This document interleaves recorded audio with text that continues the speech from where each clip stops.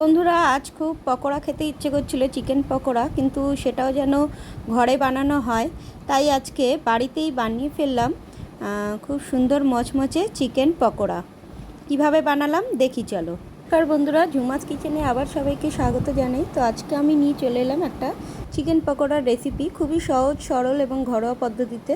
তার জন্য আমাদের নিয়ে নিতে হবে একটু পেঁয়াজ কুচি, লঙ্কা কুচি আর টমেটো কুচি, আর প্রায় 150 গ্রাম মতো চিকেন একটু ছোট ছোট করে কেটে নিয়ে তার মধ্যে আমরা কি করব, একটু 2 চামচ মতো ভিনিগার আর সামান্য একটু গোলমরিচ গুঁড়ো দিয়ে ম্যারিনেট করে রেখে দেবো।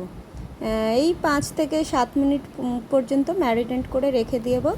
এবং আর যে পেঁয়াজ কুচি এগুলো কেটে রেখেছিলাম, পেঁয়াজ, টমেটো, কাঁচা লঙ্কা, ওর মধ্যে দিয়ে দেবো 2 চামচ মতো ময়দা। তো তোমরা এখানে চাইলে বেসনও ইউজ করতে পারো।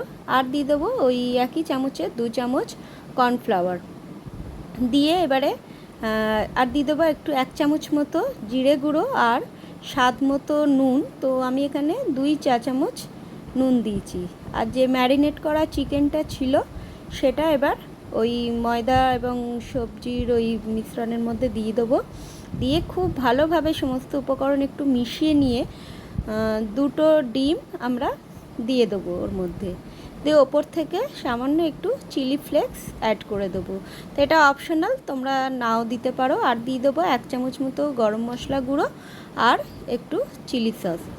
আর আরেকটা আমি দেখাতে ভুলে গেছি, আমি একটু আদা রসুনের পেস্ট দিয়েছিলাম, সেটা আমার দেখানো হলো না। যাই হোক, তোমরা একটু আদা রসুনের পেস্টও মিশিও এবং 5 মিনিটের জন্য এই পুরো ব্যাটারটাকে রেস্টে রেখে দিয়ে এরপর আমরা রান্নায় চলে যাই। তেল গরম করতে দিয়ে দিয়েছি দেখো কড়াইতে, এবং ওই ব্যাটার থেকে আমরা একটু মিডিয়াম সাইজের, আমি এখানে মিডিয়াম সাইজের পকোড়ার মতো মানে কি বলবো শেপ দিয়ে আমি ভেজে নিচ্ছি। তো তোমরা চাইলে এর থেকে একটু বড়ও করতে পারো বা এর থেকে এই সাইজের থেকে আর একটু ছোটো ছোটো পকোড়াও করতে পারো, এটা তোমাদের চয়েস।